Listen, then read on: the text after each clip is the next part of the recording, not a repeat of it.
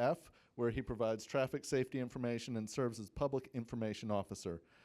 Based out of Troop F headquarters in Newton, he has dedicated much of his career to the community, spending 18 years working in Lincoln County as a trooper.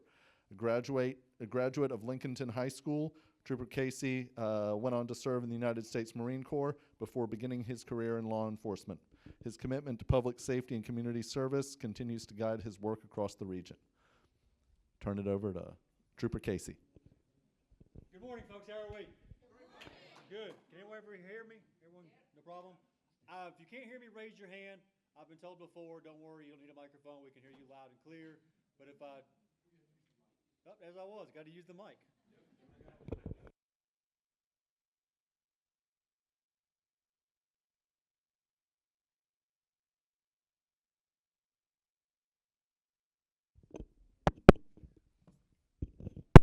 All right, good morning. Everyone hear me? Good. I don't have to yell now, I guess. Once again, my name is Chris Casey. I am a state trooper here in North Carolina. I've been a state trooper for 20 years, and I appreciate you guys, the opportunity you're affording me to come out here and talk to you folks. Some of this stuff is going to seem very elementary. Hey, we know this, we got this, but a lot of people don't realize this. Hopefully I can share with you some points, some things we're seeing as far as the law enforcement side, as far as bicycle, pedestrian safety. So hopefully I can share something with you, and you guys can take it and run out there with it, and please spread the word, because that's the way all this works. We can educate the public all we want, but we need you guys' help as far as pushing the word out there, because you guys are in the communities. A lot of times we see bicyclists and pedestrians when bad things have happened. A crash has happened, a fatal collision has happened. So what we like to do, and I love these opportunities out here to come talk to you folks, to get the word, get it spread out, and that way maybe someone learns something. So hopefully during this PowerPoint, and it's not a long PowerPoint, I promise you I've been in classes before where it's death by 1,000 PowerPoints. So I will try to make this fun, educational. And with that being said, if you have any questions, something you want to inject, something you've seen, something, hey, I'd like to add this, please, just raise your hand. Like I said, we're here to learn from each other. It's the only way this works, if we learn from each other. So once again, I'm Trooper Casey with the Highway Patrol. I do the traffic safety information. It gives me opportunity to come out to things like this, go to schools, talk to young drivers, talk to businesses and everything. And below is my information right there. Use me as a resource, folks, okay? That is my cell phone number. That is my email address. A lot of times we have questions or concerns, and what do we do as Americans? We have a question. How do we get the answer? Google, exactly. Well, Google might give you a great answer for the law in Arizona. Google might give you a great answer for the law in Oregon, but Google might not give you the answer for North Carolina law, or it might be a little vague, or it might not give you exactly what you need to know. So a lot of times we get, hey, well, I asked Google and it said this.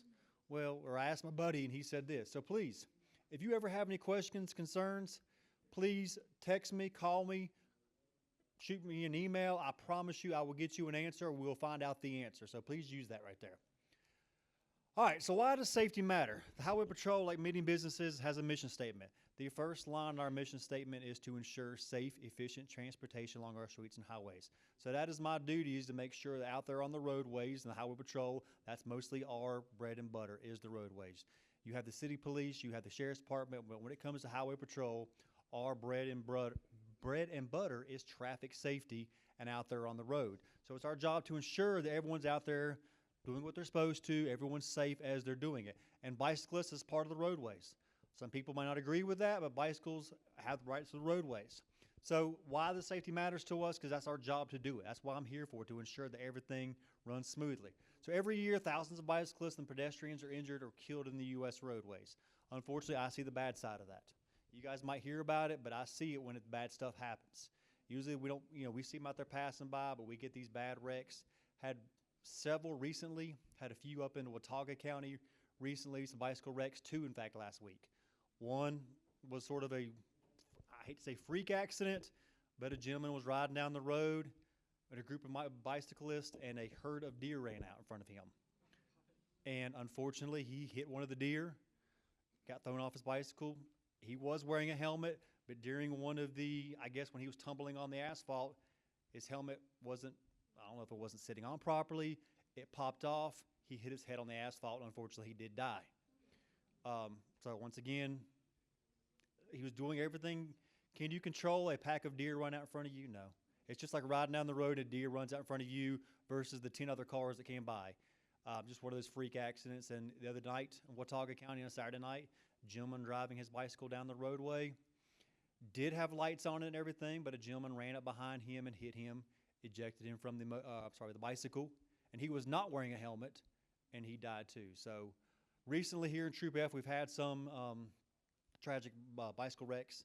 In North Carolina, bicycle and pedestrian safety is a growing concern. I think that's why we're all here, because we know it's a concern, we know it's a problem. North Carolina is becoming very populated very quickly. I read a stat the other day that as far as growth, we're the 9th in the country right now as far as growth. I think it doesn't take long for any of us to drive around our communities and realize our little small towns are not little small towns anymore. So more people are coming here, so it's important. It's a concern. Safer streets protect lives, improve communities, encourage healthy lifestyles. Of course, hey, if we can go out there and there's a place for us to do it, we'll go do it. The parks, the greenways and everything, hey, the community brings in community, brings in subdivisions, brings in places where we can use this stuff. So I think everyone in this room likes to live a healthy lifestyle. You know, 2 months ago, maybe it wasn't such a good idea to go outside and enjoy the day, but days like this remind us, man, it's time to go outside and enjoy this weather. So here's some stats for North Carolina. Pedestrians account for nearly 15% of traffic fatalities in North Carolina. Bicycles fatalities and injuries remain a concern, especially in urban areas. Once again, the bicyclists are out there, the people are out there. Of course, in the urban areas is more of a problem. You have more traffic. Most incidents occur in poorly lit areas or where crosswalks are lacking. And I mean, that's sort of a no-brainer. I mean, a lot of these rural roads, there's not street lights, there's no crosswalks, there's no areas for people to ride, there's not a bike lane like there is in cities where you have a safe spot to ride. So we're seeing a lot of them out there in the rural areas. Some numbers, in 2024, 41 bicyclists and 285 pedestrians were killed in fatal collisions in North Carolina. The 5-year average is 28 bicyclists and 261 pedestrians. So that number, we'd like to see it drop tremendously. Things we're talking about today and tomorrow can hopefully help with this. And I'll let you look at this one right here. This is the last 10 years pedestrian crashes by a year up top. As you can see, the number really has stayed about the same. I mean, there's not a big drop or increase in this number right here. Of course, we want to see that number at 0, but there's where we are at right now. Bicyclists also about the same, dipped right in there for one reason or another, and then increased back right there. Numbers are going back up. Once again, we talked about North Carolina is becoming more populated. People are out there riding their bikes, out there doing, stuff. So don't know. I would have thought right around here the numbers would have increased a little bit because this is the COVID times. People would have been more outside, but maybe more people stayed inside, I guess, like they're supposed to. And that's maybe why the numbers dropped, but the numbers are increasing right there. All right, common cause of these collisions, distracted or impaired driving. Once again, people are distracted. And I know everyone thinks, well, I'm not on my cell phone. But distracted driving, like I said, I get a chance to get out there and talk to teen drivers. Distracted driving could be anything. Everyone thinks, well, I'm not on my cell phone. But you reach for that Starbucks drink. Now you're distracted. You're eating your Chick-fil-A, chicken nuggets, dipping them in the Chick-fil-A sauce. I get it. It's good. Don't blame you. But, you're distracted now. You look around, talking to people in your car, anything to distract you. So don't get so wrapped around the axle about, hey, well, I'm not texting and driving. I keep my phone down. Anything that distracts you. And, of course, impaired driving. It's a no-brainer. We don't really need to go into that.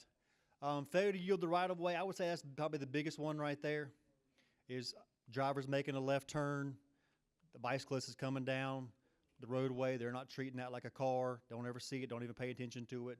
So that's the biggest thing we see right there. Lack of safe infrastructure right there. And Bruce could probably go on for hours about stuff like that right there. And hopefully we're going to change that one day, and hopefully more stuff like that happens. But there's not enough bike lanes, sidewalks, and crosswalks. I live down in Lincoln County. You have downtown Lincoln, you can go ride your bike, stuff like that. And there is a little bit of a rail trail. I think it's only about 1.5 miles, maybe 2 miles at the most. But there's not a lot of places to ride your bikes down there. There's parks and things like that. There's talks of a greenway coming through at some point. Don't know if it ever happened. I hope it does. I'd love to have a greenway down towards our way, but just the lack of this stuff, safe places to go ride. Speeding in residential or pedestrian heavy areas. Once again, cars are speeding, your reaction time, it slows down. You don't see that bike, or that bike suddenly appears, just like the gentleman that unfortunately was killed Saturday night. That's what was happening. The gentleman was coming up behind him. He was speeding, didn't get enough time to see this young man, pretty much rear-ended him and threw him off his bicycle.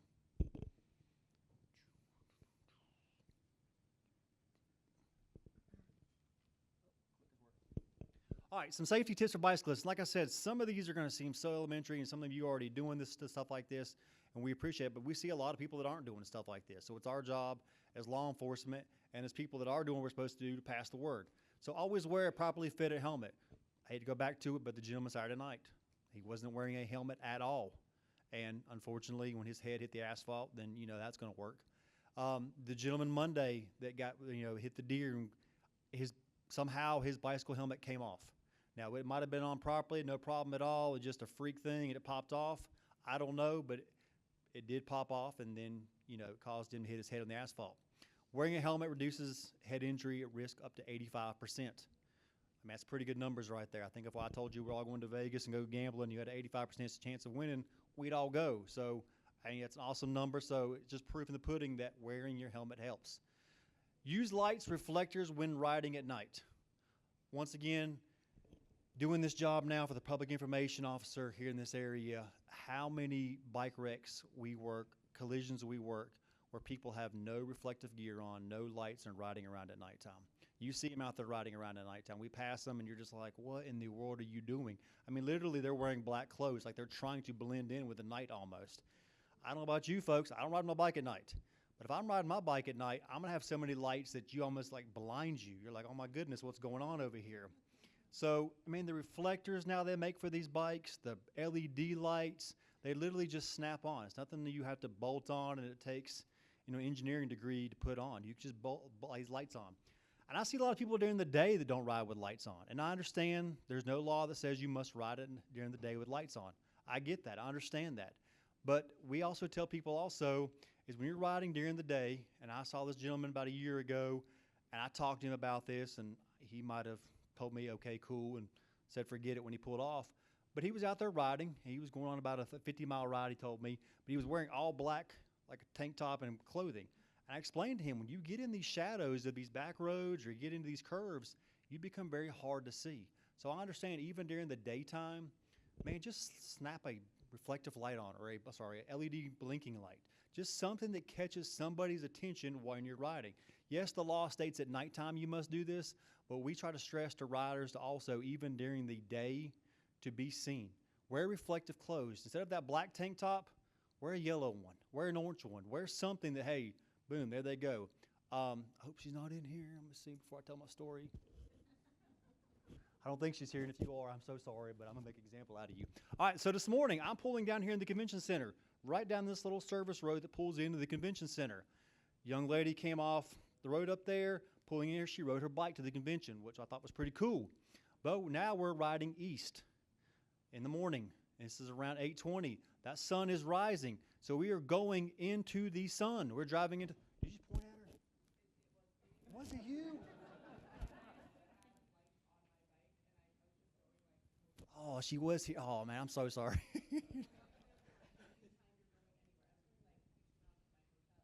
Yeah. You're not mad, are you? You're not mad, are you? Okay. Don't come up here, okay? All right, man, I'm so sorry. I knew. I was like, I don't want to tell this story because she will be in this room. Man. All right. So I'm going to use you as an example, okay? So yes, there is no law that says you must wear reflective clothes or reflective lights or any lights during the day. But I was behind you, and we were going into the sun. And, I mean, when you're driving, and we all know it, especially this time of the year, early morning, especially late at night, or in the early 5, 6 o'clock, man, that sun will blind you. And having that simple little LED light that snaps onto your bike that is so bright, just something, that little bit of something might catch my attention that says, oh my goodness, and I go over to the left a little more instead of not paying attention and don't see you. So, yes, there's no law, But we strongly encourage every time you get on that bike to put some type of reflective or bright LED light.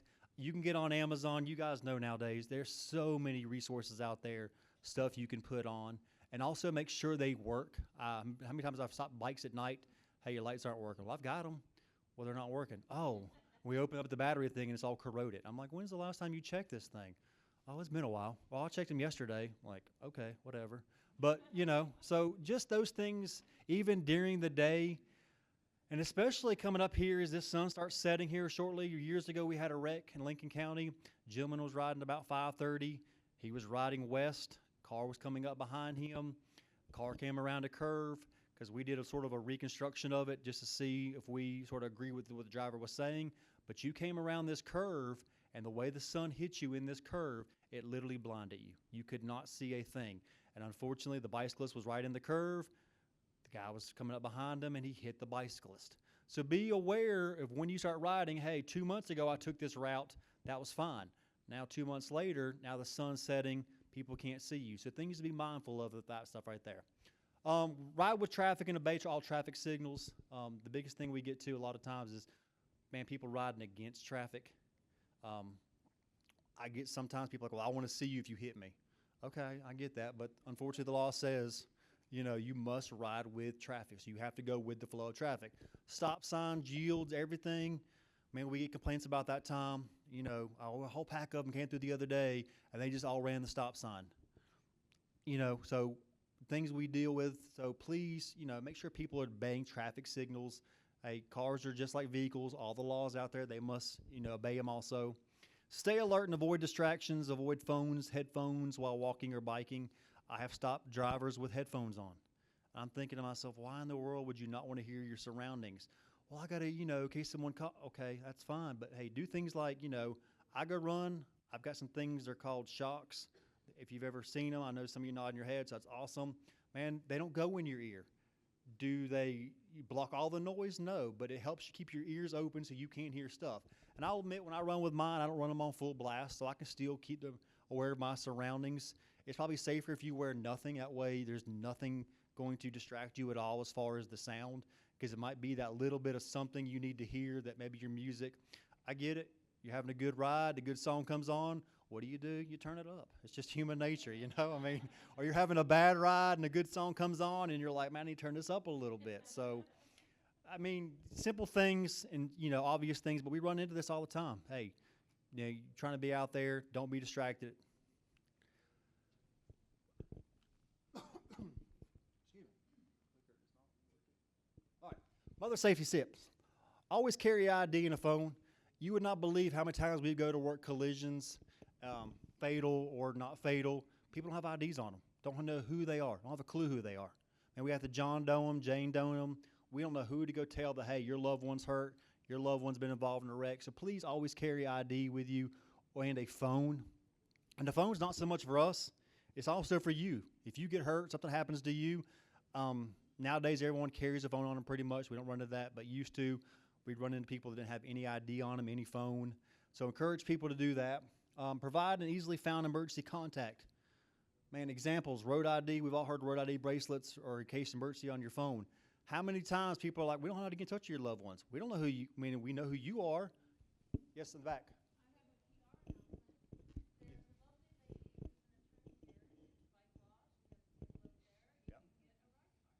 Get a ride card? Yes, a ride card. Okay. You can get a ride card. Yes. Just put that on your bike. I don't care if you get a piece of masking tape and just ride on your bike. I don't care what you do. Do something to let us know that if something bad happens to you, that who we can go tell. Because we need to tell your loved ones. We need to find out permanent information about you. So please. And if you have a phone, guess what? Your locked phone does me no good, especially if you have an Apple. No one's getting into that thing, okay? If you have an Android, which I hope you don't, but if you got a Apple phone, I'm just kidding. If you got an Apple phone, we're never getting into that thing, okay? They've made sure we can't get into those things. So, yes, you might have all your emergency contact on there, but if we can't get into it, so make sure you know how to. Like I tell my dad, I said, do you have your information set up? He's like, I think so. I don't know how to do it, though.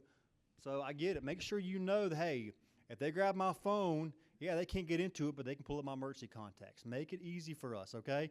And wear road ID bracelets. Wear something on your body, because sometimes when you get hit, you might get flung off your bike. Your phone goes 10 feet this way, you go 20 feet that way. So I tell people, make sure you have a bracelet on, or like that card, have something on your bike or your body that identifies who you are and how we can get in touch with people. Learn basic first aid. I'm not saying you need to be out there doing surgery on the side of the road to yourself, but hey, something bad happens, man, a simple little thing of gauze is, you can fit all this in a sunglass thing. Just a simple thing of gauze, a tourniquet, something that, hey, if something bad happened to you, you get hit, something, the person doesn't stop, you fall off your bike, man, you can provide yourself with some first aid for a couple minutes until EMS shows up. Is EMS coming and all my friends are coming? Yes, we're going to come help you. But I promise you it's going to be a lot longer than you want it to be, okay? So please do something where you can take care of yourself. Just wrap some gauze, learn how to set a tourniquet. It's not hard. Tourniquets are literally the size of this. Y'all carry a little, I've seen these bikes carry little bags for, tools and stuff. Put your tourniquet in there. Put you some basic life-saving material in there. Carry a first aid pack with you once again. Just carry the essentials. Just simple little things that, hey, I'm here for 5-7 minutes by myself. What do I need to do to give myself some self-aid? That way I can survive this right here. Because if you can wrap yourself up, you can set a tourniquet, all those different little things you can do. All right, safety tips for pedestrians. Use designated crosswalks whenever available. Seems like a no-brainer, but all the time, once again, a lot of the fatal collisions we work, tons of them, about every single one of them we work involves someone getting hit that was not in the crosswalk. Trooper Millsaps, do you, agree? We very rarely work wrecks where, it results in a fatality where they were not in a crosswalk. Most of them are probably, and granted, like I said, the highway patrol, we're not in the cities. We work the rural areas. We work outside the city limits, so we don't usually deal with collisions. But even talking to all our friends, has people get hit in crosswalks? Yes, all the time. Is it usually involved of, result in a fatality? No, because cars are going slower. But man, use these crosswalks when you can. I understand a lot of rural counties, they don't have crosswalks. That's where we're seeing a lot of people. And people don't understand also too, man, this blows my mind, people don't know this. You have the roadway. Between those two fog lines, those two white lines, as a pedestrian, you have no right to be in the roadway whatsoever. Not walking, not jogging, not running, not anything. You have no right. If you were in between those two fog lines and you get hit, I'm sorry. The car has the right of way. Would it be nice for those cars to move over? Yes. Is it common courtesy? Yes. Yes, sir. Back there. I think you said it right the second time, but I can't agree with your first statement. Okay. Do you have the right to cross the road when it's not an intersection? I wouldn't claim I do, but I definitely know I don't have a right of way. You got the right to do whatever you want. You're right. You do you. You're right. You have the right. You can do it. But if you get hit, I'm saying if you get hit. I'm saying if you get hit, yes. And now if you make it across, and I hope you do, okay? But like my dad used to tell me out there in Lake Norman, we were worried about, I was dealing with a boat, and he was like, which way do you go, son? And which way do you yield? And I was like, this way, Dad. He's like, no, son, tonnage has the right of way, okay? And so, some of you got it, thank you. But no, I appreciate it. I'm just saying.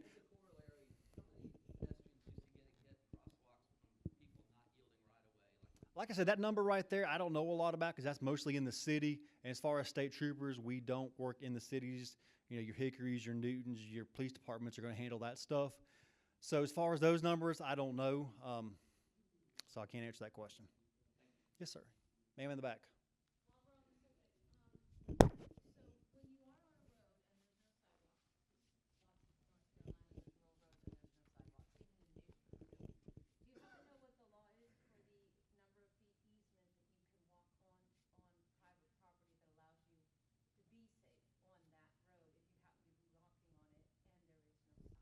I don't know there is a number as far as how many feet you can walk into the easement. Yeah, I'm sorry? Are you talking about walking into someone's property? Walking on it, so when there's no sidewalk, I thought. How big of a gun do they have? In most states, Nothing. in most states, when there's no official legal sidewalk, there's what's called an easement, Mhm. where the public is allowed to transgress and walk, and I think it's 3 feet.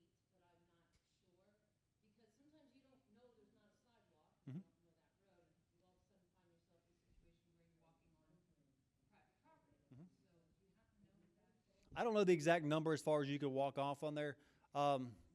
It just depends. I mean, a lot of it's going to depend where you're at. I mean, most people, I've never seen a problem. We see people walking. We don't really get many phone calls. Hey, such and such is in my yard. I would say as long as you're not walking, through their flower bed, you're going to be fine. Now, as long as you're walking close to the road, you're, going through there. But as far as the exact, hey, this is how many feet you're given, I don't know that number. So I can get you the answer if there is an answer.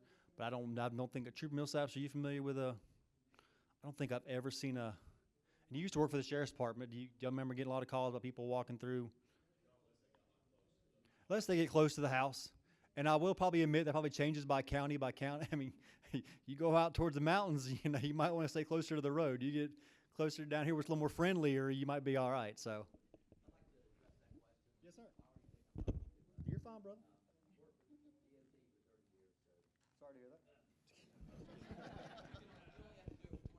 Yeah.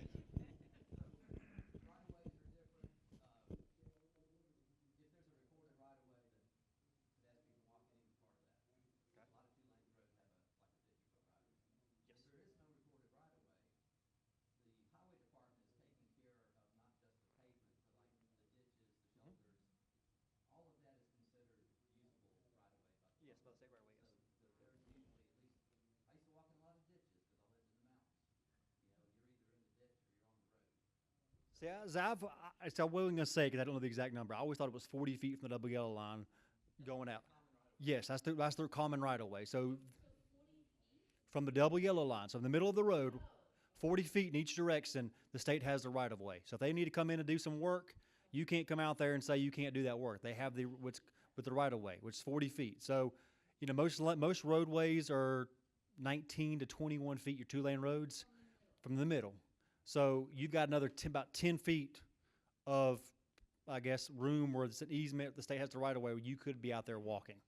So I would say as long as you're within that, 10 feet, you're going to be good all day long. No one's ever going to say a word to you. Don't quote me on that. Hang on. But to answer your question, I think it's around 10 feet, but. Yes, ma'am.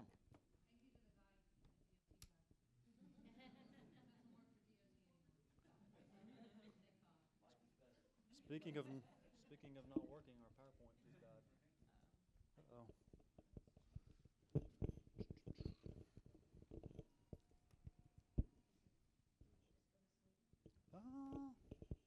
Thanks. Wake up. No. It's on their end because oh, never mind. Okay. Sorry. Once again, wear bright reflective clothing at night. Once again, a no-brainer, but all the time we've worked so many collisions, serious collisions and fatal collisions where people just simply are not wearing reflective or bright clothing. Once again, if you're going to be out there for one reason or another, I don't suggest you walk on the road at nighttime at all, but for one reason you're going to be out there, man, once again, let people know that you're there. They make so many reflective vests.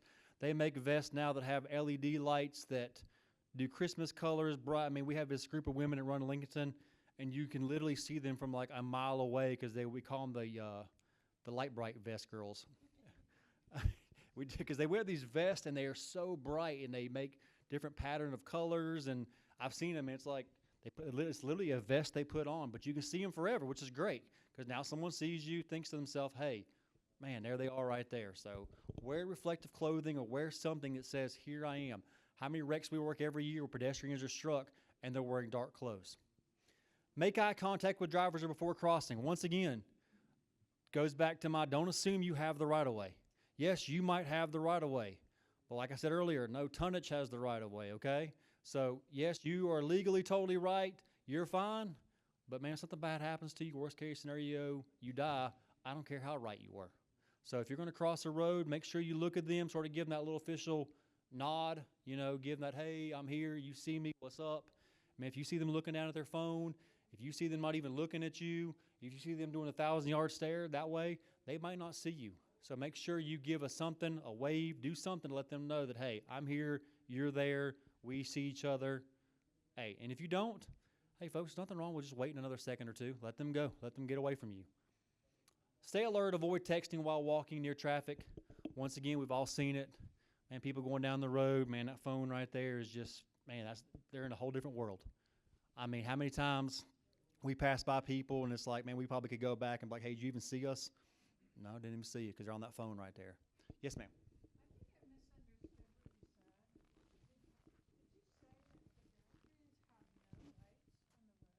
I'm saying as far as being in the roadway, as far as, you know, you in the roadway on a 2-lane road, you have the white lines.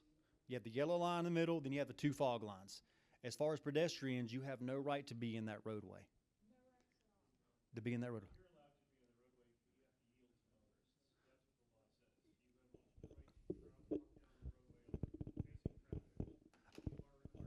Okay, I'm sorry. Yes, yes, you must. I mean, like as far as something bad were to happen.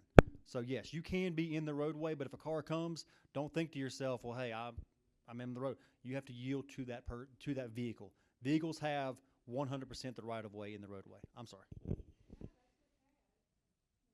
I'm talking about the stuff as far as we see as troopers, as far as the collisions we work. A lot of people think, well, man, I was doing what I was supposed to. Wearing reflective. No, you're not allowed to be in the roadway.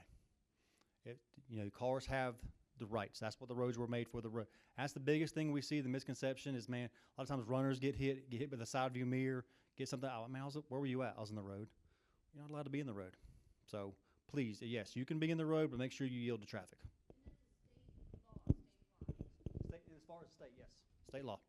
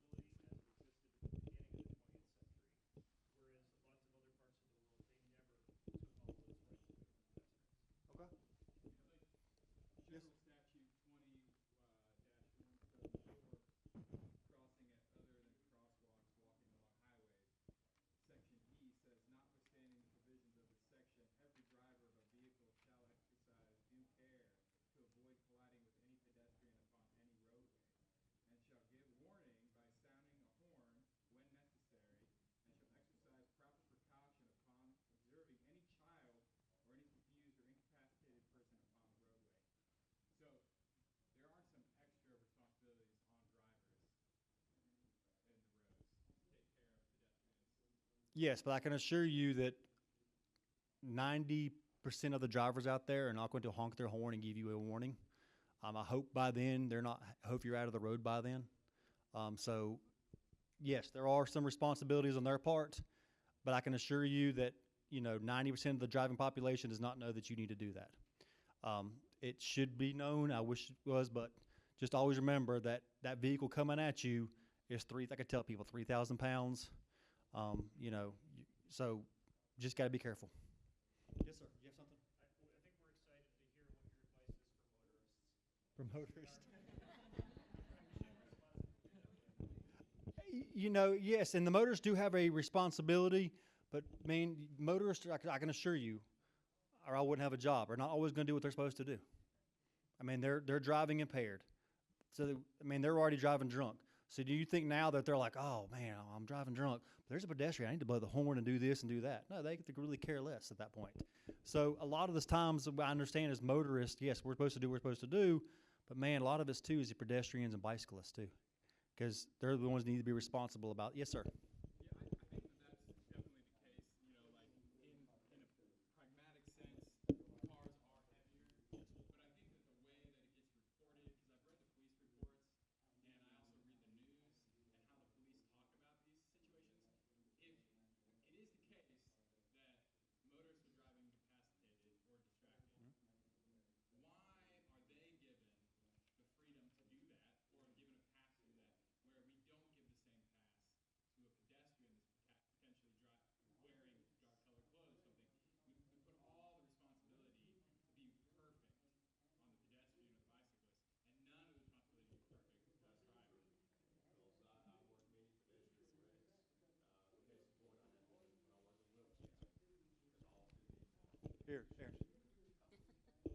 I worked one in Wilkes County as a trooper my first couple years with the patrol. It was an off-duty deputy sheriff. He crossed the road to go get a lawnmower, something normally somebody else would do, right?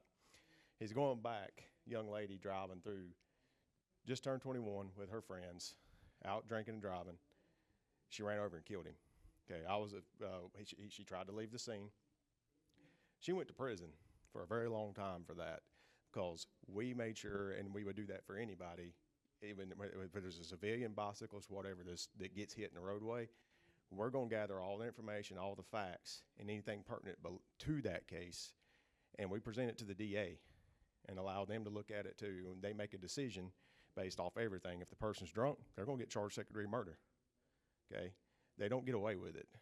All right, now if it's a case where somebody's driving down the road, they're driving the speed limit, they're not impaired, they're doing everything right driving-wise, and it just happens to be, boom, this person's in the road and they can't get stopped because if the speed limit's 55. Okay, it's going to take you 3 or 4 seconds, somebody to react, see it, hit the brake, stop. Okay, if they hit that pedestrian, at that point we have to look at it. Okay, there's no impairment. This person was not speeding, and the pedestrian is in the roadway. Okay, it's an unfortunate event, but that person is not going to get charged for that. Does that make sense? We can't. It would be the same thing if you were driving down the road. Well, you think about it. I mean, what I'm saying is you have to operate your vehicle with due regard. Everybody has to do that. Okay, even when we're running blue light and siren, even though we are allowed to break the traffic law to be able to do that, we still have to operate within due regard. Okay, so they still have to do that, but unfortunately, sometimes there are wrecks, and I've been to them. Trooper Casey's been to them. A lot of our troopers have done that, where nobody gets charged out of it because there's just not enough there to do that. I mean, do we ask them, were you listening to the radio? Do you have open? Well, it's not against the law to listen to the radio. But it's not against the law to wear dark clothing when you're walking. It's not against the law to walk home from the bar drunk. I'm just saying that, like, when you read the police reports and you look at the news stories, they focus on the things, the questions that we ask drivers aren't as comprehensive as the questions that we look at pedestrians. I've seen many police reports where the pedestrian is dead and they said they're drunk. I'm like, did you do a breathalyzer on a drunk person? Well, I would hope they said if they were a trooper and didn't do that, they wouldn't have a job anymore. But it's just like, I just think that the burden. Well, a lot of time that comes from the toxicology report after they're done. You know. Yes, ma'am. Yeah, so along, should I use that? Yes, please. Everybody hear you. Thank you, Ann. So along those lines, I find it, so I represent cyclists in the civil cases, and there's always a ton of frustration. And I've worked with Highway Patrol, who've done a fantastic job in fatality investigations and reconstructions. And then, you know, you have the case that you were talking about, somebody driving down a 55-mile-an-hour road at the speed limit, somebody pops out of the bushes or whatever. So that's the other extreme. But, you know, there's so many cases that are in the middle where they choose to speed, or they choose to look down at their phone, or they, you know, choose to run a red light. I live in Charlotte, it happens constantly. And then the pedestrian or the bicyclist is in a coma or something. They're not dead, so there's no wrongful death by motor vehicle charge. Like, are you all frustrated that there are not more significant repercussions in cases where the driver has chosen to do something that ends up not like technically ending somebody's life, but practically ending their life? Thank you. Great question. And remember, folks, sometimes what myself and Trooper Millsaps want to happen in the court of law versus what, you know, our job is to collect evidence and present the evidence to the district attorney. What happens sometimes with district attorneys, they do what they do. They don't process stuff. You live in Mecklenburg County, right?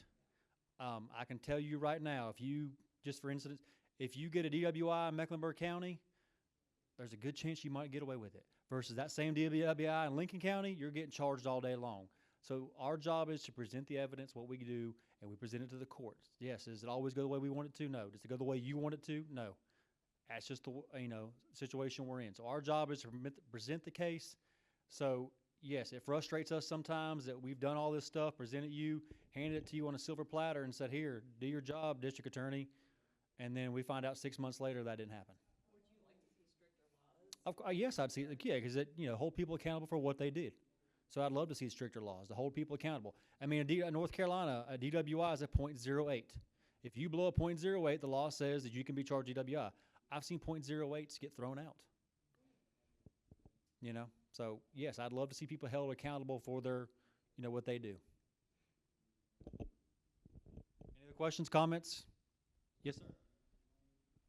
First of all, my son doesn't like this when people do it, and he's active duty right now. Thank you for your service, both as a Marine as Thank well you. as a state. No, I appreciate it. Thank you. Thank you. That being said, I think you can hear some of the frustration that Mhm. we deal with as cyclists and pedestrians. I rode here yesterday morning on Ashland, and most people are really good. Yes. But there's a few that there's always a few. They're the same ones that tailgate you when you're driving. So it really would be important to see laws that change that make it more severe when people abuse vulnerable road users like that. The most common trash that I see in the difference, sadly, there's a lot, but the most common trash that I see in the ditches in North Carolina are liquor bottles and beer cans. And I don't know what can be done to make that change. I think it comes back to stricter laws, and you know, not the laws aren't strict, but you know, you get your DWI. Here's the repercussions. Sometimes they're not at what they should be. So you know, Trooper Millsaps can count to this too. I mean, there's several times where DWIs, you know, like I said, you get one in Mecklenburg County, you know, it's not the same severity as Lincoln County. So I think and this is just Trooper Casey's personal feelings on this. I think the repercussions need to be a lot more severe. You know, you get caught doing this is what happens the first time. There's no, hey, you didn't mean to do this, you know, hey, you'll be all right, pay a fine, whatever. But there needs to be stricter punishments to some of these stuff. So like you said. Is it standard practice for y'all to set up tests for stops, test stops where you pull folks over and question them about alcohol in the car? So about doing checkpoints? Yeah, we do checkpoints. In fact, the other day we did several. About 2 weeks ago, here in Troop F alone, we did a big DWI blitz. I think we arrested over 91 people we charged for impaired driving here in Troop F. That's just 10 counties in 2 days. It was a Friday Friday, Saturday, Sunday, 3 days. And we charged 91 people with driving while impaired. And that's just 10 counties. So, you know, so yes, we do that. Sometimes it depends on our manpower if we can do that. It takes 2 of us to do that at the minimum. So sometimes in these, like Lincoln County, you might be lucky on a Friday, Saturday night if you have 2 people working. So if one person's tied up doing wrecks or something else or tied up on something else, you might not have the manpower. But yes, we do license checks, stop people, you know, find out about, hey, your driver's license, see if they are impaired. So yes. Yes, sir. So I'm going to go back and I'll come up to you. Do you do any federal lobbying? The Mothers Against Drunk Driving worked to pass an act called the HALT Act about 5 years ago that would require alcohol detection devices to be installed in all vehicles to prevent impaired driving. Is that something you can engage with? That is something we deal with them. They get our input as far as, yes, MAD does do that. So we talk with them, give them our input. Yes, I would agree. I'd love it. I would love if you got a DWI, it didn't matter what you blew. North Carolina, in order to get what's called a interlock, I'm going to talk slower, interlock inside your car, which means you have to blow before your car will start and you have to function it. You have to blow a .15 or higher. And so a .08 to a .14, you get caught, you don't have to get one in there. Like I said, I wish there were stricter laws. Said, hey, you get a DWI, period. We don't care what you blow. You get charged DWI, you get one of those in your car. So yes, I wish they would do, like, once again, it comes back to stricter laws. So I know Mothers Against Drink and Driving is trying to push that, and that's a great thing. We work with them like a couple weeks ago during this DWI blitz that we did, but as far as myself lobbying, no, they do a lot of stuff for us. Yes, sir, up front. I live in a rural area. We have roads that are known to be dangerous to cyclists and pedestrians. However, they're not patrolled, or not patrolled significantly. What's the best way to engage with law enforcement to make sure that they get out there, patrol these roads, and reduce the speed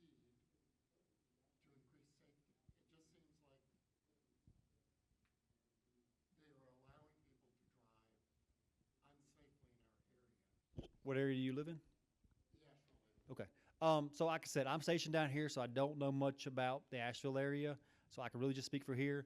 A lot of it comes down to, like I said, the manpower, us being out there. But as far as letting us know, man, call us, let us know what's going on. Sometimes we don't know there's a problem till people tell us there's a problem. If there's a road you ride on every single day or every single Saturday you do some ride somewhere and you're constantly having this problem, let us know. Come by our office, call us. If you see us somewhere, come up to us, shake our hands, say, hey, appreciate you guys, but hey, I would love for you to come out here and do this, because on this day right here, there's this couple cars, do this, this, and this, and let us know what's going on. A lot of times we don't get told until something bad happens. People, oh man, y'all should have been out here before he got hit. Man, okay, how many times did you call us and let us know? Well, I've never really done that. Well, call us. We don't know there's a problem until there's a problem. You got to think, folks. A lot of people don't realize. Man, I hate to say this, North Carolina, there's 1,800 troopers. There's 1,800 of us. We're 250 short right now. That's not including our command staff. That's not including. I'm talking 18 total. That's not talking the folks that that's not just troopers. That's all of us in total. So we're 250 plus short right now. So can we be everywhere at once? No. So that's why we need your help. If there's a problem or you see an area of concern, let us know. We'll come out there. We can do stuff. But a lot of times we don't know there's a problem until something bad's happened and everyone comes to us and the public's like, hey, this was going on, this is going on. Man, so tell us. I'll go back up. I'm way up.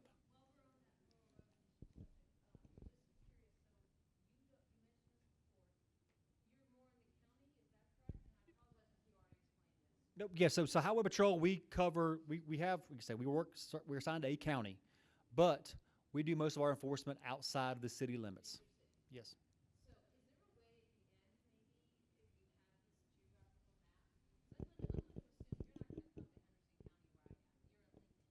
Yes, ma'am. I'll come visit you. I'm just kidding. That's a nice person.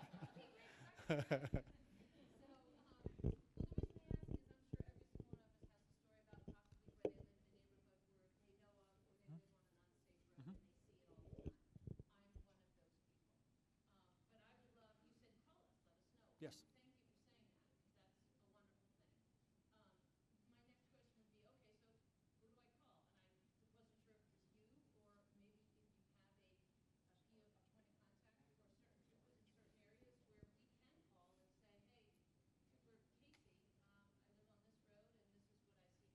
Yep. And that's why I left my information on there. If you don't know yes, you can always dial the local Highway Patrol office. I do not cover Henderson County. I do not. But I can tell who you to get in touch with in Henderson County. Yep. So, yes, question behind you. Sorry, behind you. Yep. Yes, ma'am. Nope.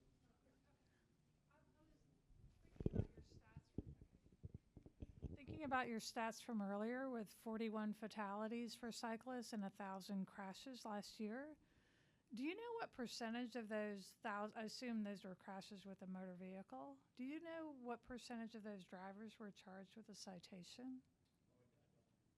Do you have any speculation? Or? I'm just going to go by the area that I work in.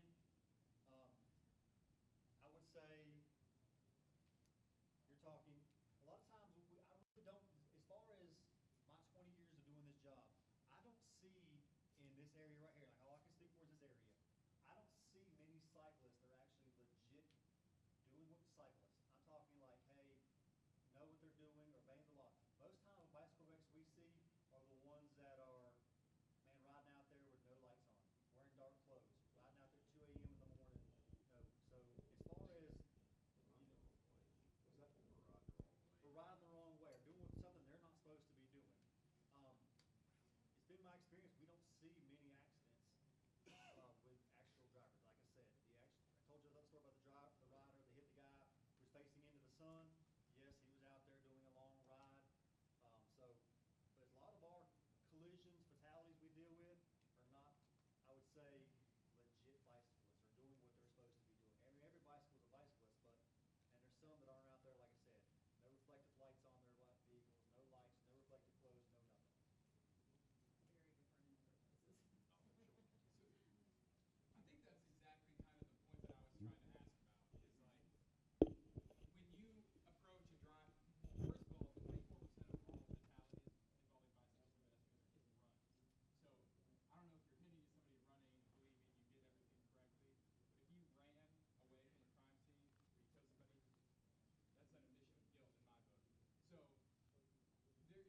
You need to run for political office. Every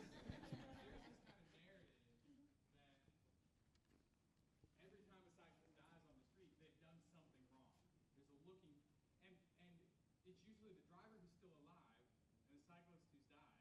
So you can ask the driver for their opinion or their perspective on what happened, but you can't ask the cyclist. Wh- And this means when we're encountering drivers, are we asking them, were you listening to the radio? Were you on your phone? And like, are we even checking to see if they were distracted? 'Cause a lot of times we're just looking at objective factors, whereas for the cyclists, we're looking at some like, we're an expectation that they were doing things perfectly. So I'm wondering where the balance is in the investigation of these. Yeah, so to answer your question, yes, we do a thorough investigation. We don't roll up there and say, hey, listen, man, bicyclist is dead, driver's alive, driver, tell me your story, cool, bye, roll on. We do a thorough investigation on the highway patrol as far as physical evidence. Yes, we have the ability now to download phones, so we can see what your phone was doing at that time of impact. As far as you listening to your radio, there's no way, once again, like Trooper Millsap says, that's not illegal. We can't sit there and say, oh, you're listening to your radio.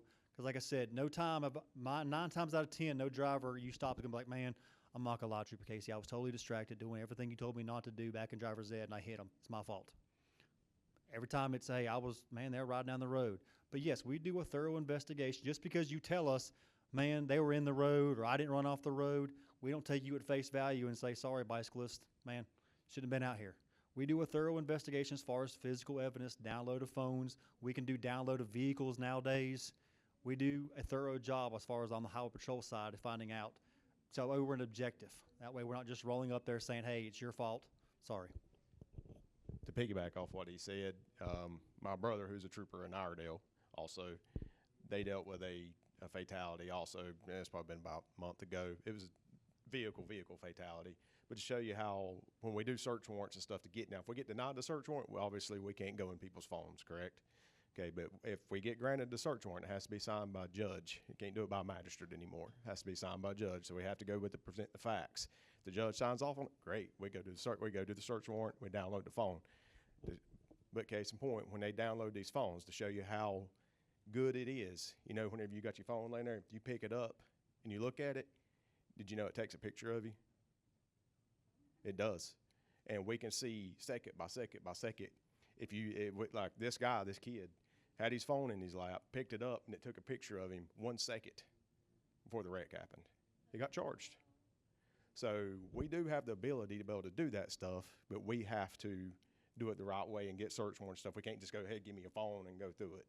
That's a violation of your rights at that point. So, but we do have the ability to do that, and we're catching up and starting to be able to do this, and judges are starting to give us the search warrants for these things. So we're trying. We'll go ladies first. They have their hands up. Yes, I'm on board. Yes. Yeah, on the note of like technology that like maybe people don't realize exists, I'd love to learn more about like, because you talked about like being short-staffed throughout the state. Like, how are you guys compensating for that? Like, I know there's been conversation about like cameras and AI and kind of like mingling around. Like, I'd love to know one, like what is happening in the world of state troopers in that realm, and also like how are you being transparent with communities about like how that data is being used? Okay. So to combat our shortage, I've got an application for you. See me after the class. All right, but your technology is catching up with everybody. I mean, your phones, like Trooper Millsap said, we can see, on this phone, we get those downloads, shows everything. Cars nowadays have computers on them. We're downloading the computers of these cars. We can see your speed, your braking, your everything before these collisions. So we're doing all this. As far as transparency with the public, if someone dies, this is part of an active investigation. So we present our evidence over to the court. Now, what the court shares with once it becomes part of an investigation, we can't share it with the public at that point like that. Now, years and years later on, man, it becomes public knowledge or public record. You can get hold of it, things like that. But yes, technology is catching up with everybody and helping us also, and we're finally getting the tools as far as law enforcement to be able to download phones, download cars, and different things like that.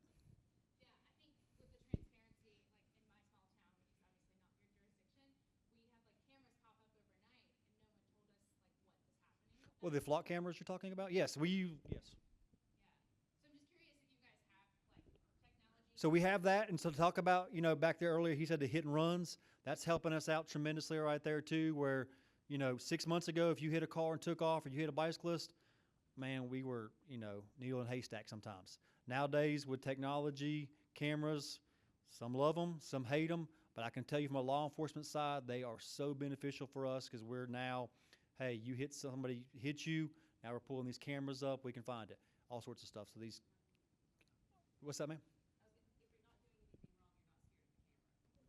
And once again, you and him need to run for, man. I don't know who's doing president versus vice president, but you guys are going to kill it.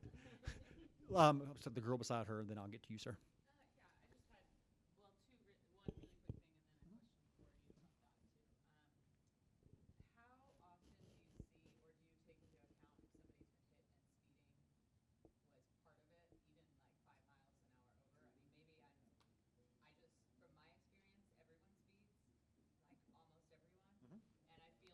I agree with you. Bicycle accidents, those people were probably speeding.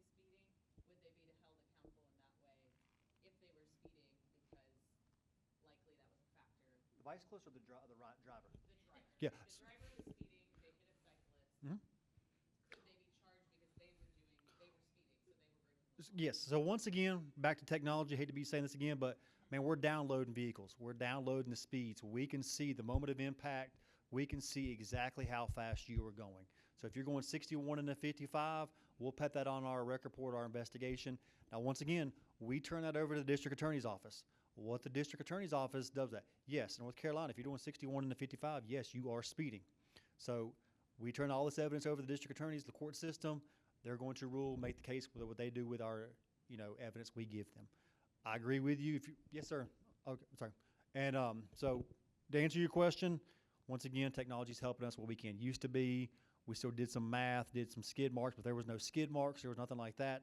We really had nothing to work off of. So thankfully, technology's helping us. Yes, sir. Bruce related an incident that he had on his bicycle Mhm. with a young driver. He had given a turn signal, and the driver had no idea what that signal was, and there was almost a collision. Yes, sir. And he indicated that there's no driver education now that tells them about what bicyclist signaling means. So You're 100% right. I got a 15-year-old driver right now. She just completed driver's ed, and you're right. She no clue what this, anything that means. can you tell your command structure that perhaps that's an issue that With driver's ed, yes, I can push these issues up, but you're right. That's why, once again, as bicycle riders, I understand you're putting that on, but don't assume that that person behind you knows what you're doing.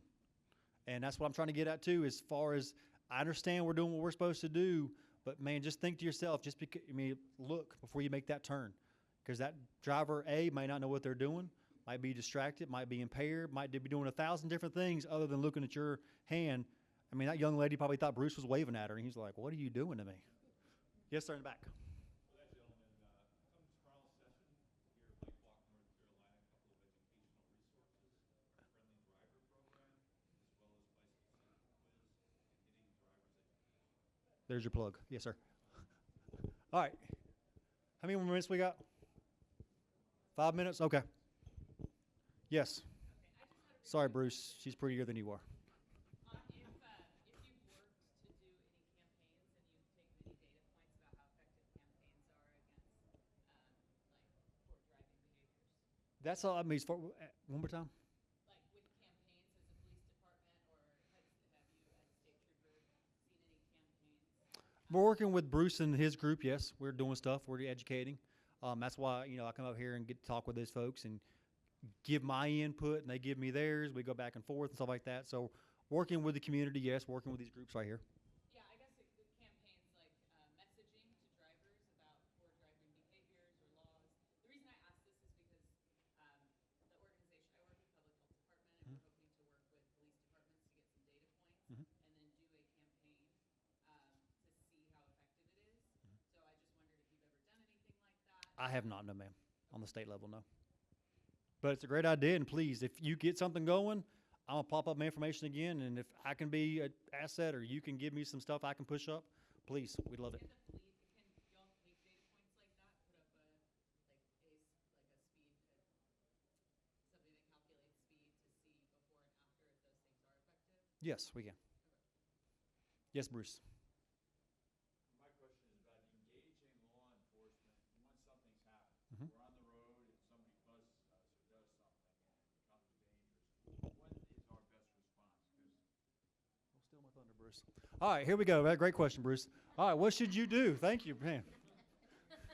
We worked on that earlier, man. Good timing, brother. Appreciate you. All right, here we go. Make this quick because I know time's not our friend. Try to distance yourself from the aggressor. I understand you're frustrated. You've been riding 60 miles. Your adrenaline's pumping, and this young man just did whatever he did. But try to distance yourself from the aggressor. Don't confront the driver unless you are in immediate danger.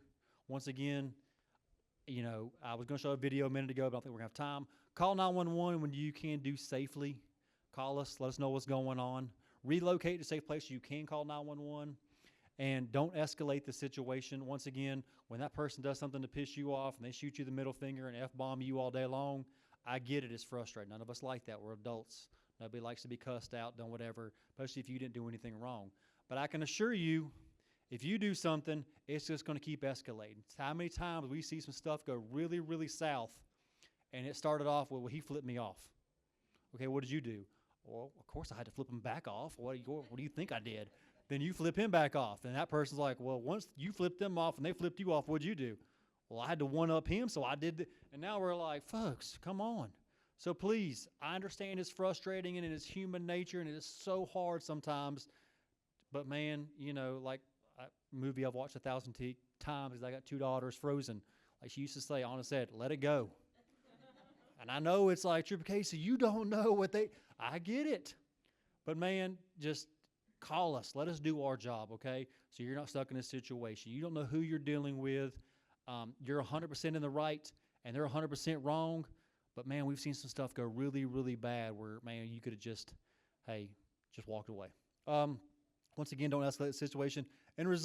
As a last resort, you do have the right to protect yourself by any means possible if you feel you're in such a situation. If you've got away from this person, you're not doing anything to aggress it, but they're still aggressing you. You do have the right to protect yourself. Never forget that. Well, what means you do to do that is up to you. But if you feel yourself in a situation where you're, you know, man, stuff's going south, I've done everything Trooper Casey told me to do, this person's still being the aggressor, you know, remember, you always have the right to protect yourself. Did that answer your question, Bruce? Thank you so much. All right, so here we go real fast right here because this is the dying question right here. What can drivers do? Slow down areas with pedestrians and bicyclists. Of course, if you're in the city, the crosswalks, if you see those big bright yellow signs that say pedestrians, just because you don't see one in the crosswalk doesn't mean one's not coming there. Just because you don't see all this stuff, always be looking out for it. I teach my daughter, you're scanning. When I was taking driver's ed about 10 years ago, when I was 16 years old, they taught us to scan, always driving 10 to 15 seconds ahead of you. You know, if you're distracted, you're looking at that phone, you can't see. So I'll constantly be looking out ahead of you. Give at least 4 feet Give at least 4 feet when passing a bicyclist. Man, I say give them more room if you can give them more room, but at least give them 4 feet as you pass them. Avoid distractions. Once again, get off that phone. Put your Starbucks down. Quit looking at your kids in the back seat. Do what you're supposed to do. Drive. And always yield to pedestrians in the crosswalk. Always yield to the pedestrians. They're in that crosswalk. They have the right. Yes, sir, in the back. I want to interrupt your thunder on the end here, but I do want to talk a little bit about consequence of error. And as we go through, I think a lot of the conversation today it has really been about that consequence of error. And I think for us at BikeWalk North Carolina and as a statewide organization, we see opportunities to enhance our driver's education program beyond the teenage years, maybe the adult years. We'd like to see from Trooper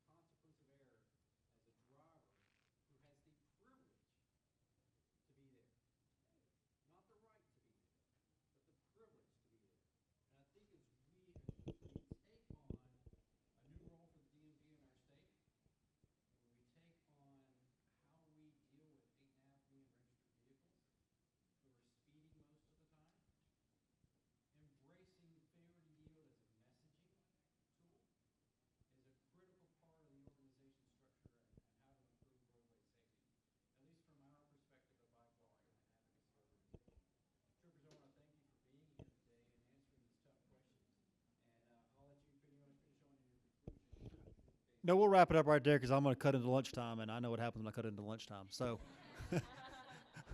so once again, there's my information. Write it down. Send me a nasty text, email. I don't care, you know. If you didn't like this class, whatever. I'll find you, though. Don't worry. But seriously, if you have a question, if there is a problem, if you need to know how to reach out to the police department, sheriff's department, highway patrol, wherever you live at, as long as you live in North Carolina. If you live outside of North Carolina, I'll still help you. But please use us as a resource. If there's something you wish that, hey, can you guys do this? Can you guys look out for this? Can you guys, try to campaign for this? Let me know. Because like I said, the only way this works is when we help each other. If all we do is just keep it all bottled up, nothing ever gets done. So please, man, I promise you, if you text, call, email, whatever, I will get in touch with you one way or the other, and we'll get this all figured out. Any last minute statements, questions, anything? I will be with myself and Trooper Millsaps. Is the lunch free? Yeah, we'll be there. We'll be there. We'll be there. We'll be there. So we will be eating lunch. So if you have any questions, any concerns, something you want to add, man, just come over there, sit down with us, talk with us, introduce yourself. We love to meet people. Yes, sir. One last question and we're done. Excuse me? No, sir, we don't. Well, have your life. Yes, sir. Yes. Thank you, guys. Have a great day. Thanks for your time.